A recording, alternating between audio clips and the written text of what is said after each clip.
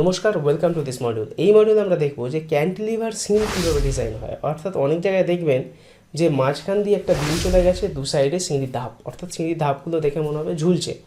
এই যে সিঁড়িগুলো কীভাবে ইউজ হয়, কী মাপ থাকে, কীভাবে রড বাইন্ডিং হয়, চলুন সরাসরি ডিটেলসে দেখে নিই। দেখুন, এই সিঁড়ি কিন্তু খুব একটা নর্মালি সিঁড়ির মতো ইজি নয়। এই সিঁড়ির রড বাইন্ডিং বা মিস্ত্রির যে কাজ সেটা কিন্তু অনেক পারফেক্ট হতে হয়, কারণ আদারওয়াইজ এই সিঁড়ি যদি পারফেকশানের সঙ্গে না করা হয় তাহলে কিন্তু ঠিকঠাক করা যায় না। আমি অনেক জায়গায় দেখেছি অনেক মিস্ত্রিরা এই সিঁড়ির ঠিকঠাকভাবে শাটারিংই করতে পারেন না। সেই কারণে খুব কেয়ারফুলি করতে হবে, ভালো মিস্ত্রি চয়েস করতে হবে, তবেই কিন্তু আপনি এই সিঁড়িটা বানাতে পারবেন এবং মজবুতির সাথে বানাতে পারবেন, যে দুদিন বাদে ভেঙে যাবে তা নয়। তো এই সিঁড়ি করার আগে কয়েকটা পয়েন্ট যেগুলো বলি সেটা হচ্ছে, এই সিঁড়ির তারাই করুন যাদের খুব ছোটো বাড়ি, লোড কম, অর্থাৎ প্রচুর মানুষ ওঠানামা করবে সেরকম কমার্শিয়াল জায়গায় এই সিঁড়ি জেনারেলি না করাই ভালো। কারণ এটা অ্যাকচুয়ালি ক্যান্টিলিভার সিঁড়ি এবং এর ওপর দিয়ে যদি কন্টিনিউ লোড যায় সেক্ষেত্রে কিন্তু এই সিঁড়ি, মানে যে সিঁড়ির ডিজাইনটা আমি দেখাবো সেই সিঁড়ি কিন্তু করলে সেক্ষেত্রে ভবিষ্যতে সেটা লাস্টিংয়ের ক্ষেত্রে কিন্তু সমস্যা আসতে পারে। যদি আপনি পার্সোনালি রেসিডেন্সিয়াল বাড়ি 4জন 5জন 6জন 8জন অর্থাৎ ব্যক্তিগত ইউজের জন্য করেন এই সিঁড়ি, তাহলে আমি বলবো যে ঠিক আছে, করতে পারেন, কিন্তু কমার্শিয়াল পারপাসে এই সিঁড়িকে না করাই ভালো। তো যাই হোক, তারপরেও আমি বলবো হ্যাঁ, করতে অবশ্যই পারেন, না করাই ভালো মানে এই নয় যে করা যাবে না। কিন্তু এখন যে ডিজাইনটা দেখাচ্ছি সেটা রেসিডেন্সিয়াল সিঁড়ি। কমার্শিয়াল সিঁড়ির ডিজাইন আলাদা হবে, তার রড বাইন্ডিং আলাদা হবে। আর এই সিঁড়ির এখানে যেটা দেখাচ্ছি অ্যাজ ইট ইজ কিন্তু আপনি রড বাইন্ডিং বা যেগুলো বলছি যেভাবে বাঁধবে সেইভাবে করবেন না, কারণ আপনার ডিস্টেন্স অনুযায়ী, লেন্থ অনুযায়ী মাপগুলো আলাদা হবে। তাই আপনার পার্সোনাল কাজের জন্য এই সিঁড়ির যে ডিজাইন সেটা আপনি অবশ্যই কোনো একজন ইঞ্জিনিয়ারের থেকে পরামর্শ নিয়ে করুন।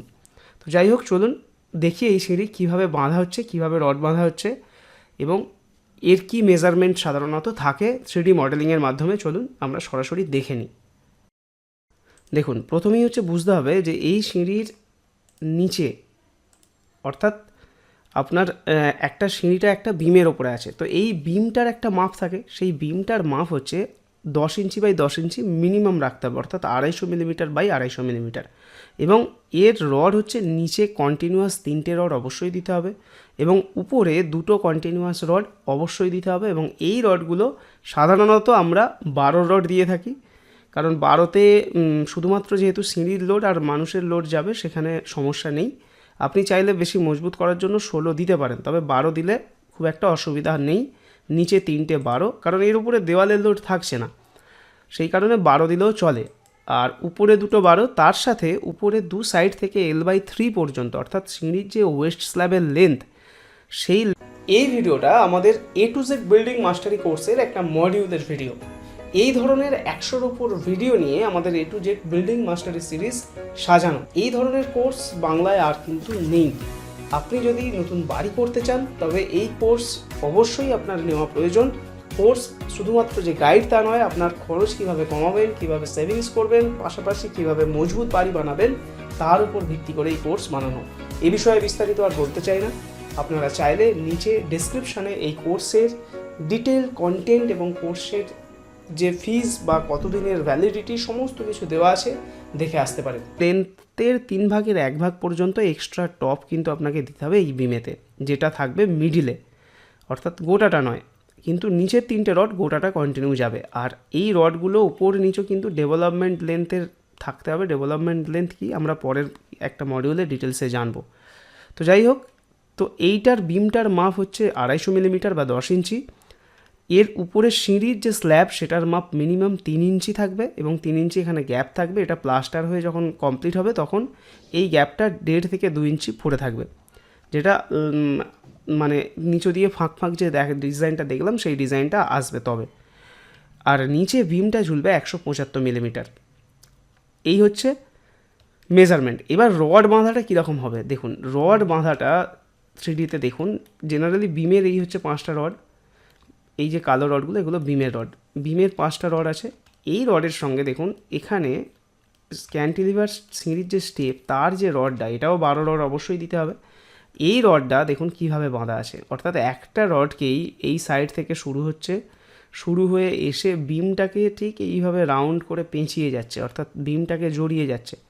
জড়ানোর পরে এই রডটা এই পাশে বেরোচ্ছে। অ্যাকচুয়ালি কী হয়, এই বিম থেকে যখনই এই সাইডে বেরোলো, এটা একটা সানসেটের মতো অংশ, ক্যান্টিলিভার অংশ। তো এটার জন্য এখানে ডেভেলপমেন্ট লেন্থের প্রয়োজন হয়। এই ডেভেলপমেন্ট লেন্থ সাধারণত আমরা 40D থেকে 50D নিই। অর্থাৎ এখানে 12 রড মানে 40D মানে 40 ইন্টু রডের ডায়ামিটার। তো 12 রড মানে ডি এখানে 12 ইন্টু 40 মানে 480 মিলিমিটার। তার মানে মোর অর লেস আপনারা ধরতে পারেন 1.5 ফুট মতো। তাহলে এই বিমটার মধ্যে 1.5 ফুট এই রডটা ঢুকে থাকতে হবে। এবার এখানে যখনই এইভাবে পেঁচিয়ে দিচ্ছি আমি তার মানে এটা 1.5 ফুটের বেশি হয়ে যাচ্ছে, 1.5 ফুটের কম হচ্ছে না। কিন্তু যখনই আমি এইভাবে রাউন্ড করব তখন দেখব এদিকের রডটা যেখানে অবধি গেল, এই দিকের রডটাও যদি আবার ওইভাবে করি ল্যাপিং হয়ে যাচ্ছে। সেই কারণে আমি একটা সিঙ্গেল রডকে যখন ইউজ করছি, এটা হয়তো এইভাবে বেন্ড করা একটু ক্রিটিক্যাল, কিন্তু এটা করতে পারলে সবথেকে বেস্ট বা এইভাবেই করা উচিত। এইভাবে কি হচ্ছে, আমি একটা ধাপের 3টে করে রড ইউজ করেছি, একটা স্টেপে, একটা ধাপে। কারণ একটা ধাপের দৈর্ঘ্য বা চওড়া যেটা ট্রেডের মাপ সেটা হচ্ছে 250 মিলিমিটার বা 10 ইঞ্চি। তাহলে এইটা দুটোর মাঝখানে গ্যাপ কত হলো, অন অ্যান অ্যাভারেজ 120 মিলিমিটার বা 125 মিলিমিটার তো আসবে না, কভার বাদ দিয়ে 120 বা 110 মিলিমিটার আসবে। তাহলে এইটা বুঝতে আশা করছি অসুবিধা নেই। এবং মাথার দিকে এইভাবে এটাকে অ্যাঙ্গেল করে নিচের দিকে নামাতে হবে। এরপরে এইভাবে আড়াআড়ি কিছু রড দিয়ে এটাকে বাঁধতে হবে, এইভাবে বাঁধতে হবে। এই যে ডিস্টেন্সটা এটাও 125 থেকে 130 মিলিমিটার ছাড়া ছাড়া রাখতে হবে। এবং লাস্ট যেটা আরেকটা আসে সেটা হচ্ছে এই রডগুলোকেও কিন্তু এইভাবে নিচের দিকে বেন্ড করতে হবে, এখানেও বেন্ড করতে হবে। এবার এইটা 3টে যদি 12 দেন সেক্ষেত্রে অসুবিধা নেই। যদি মনে করেন এটাকে 10-এর রড দেবো তাও দিতে পারেন। সেক্ষেত্রে কিন্তু নিচে একটা করে এইভাবে বেন্ড আপ করে বারকে ঠিক এই একইভাবে, অর্থাৎ এরকমভাবে নিচ থেকে গিয়ে আবার এরকম পেঁচিয়ে এদিকে যাবে, নিচে একটা করে আপনাকে 8-এর রড দিতে হবে। তো এই হচ্ছে রড বাঁধা। এবার এটা একটা স্টেপ বললাম, সেমভাবে প্রত্যেকটা স্টেপে কিন্তু এই রডগুলো বাঁধা হবে এবং তারপরে কাস্টিং হবে। আশা করি বোঝাতে পেরেছি।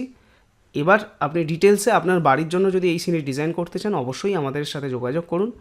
আমাদের ওয়েবসাইটে আমাদের ডিটেলস দেওয়া আছে, বা কোনো একজন প্রফেশনাল ইঞ্জিনিয়ারের সাথে যোগাযোগ করুন যে কাজ করছে অনেক দিন, সে আপনাকে এইরকম ডিজাইন করে দেবে বা আপনার মিস্ত্রিকেও সে বুঝিয়ে দিতে পারে। So thank you. এই মডিউল এই পর্যন্তই, দেখা হচ্ছে পরের মডিউলে।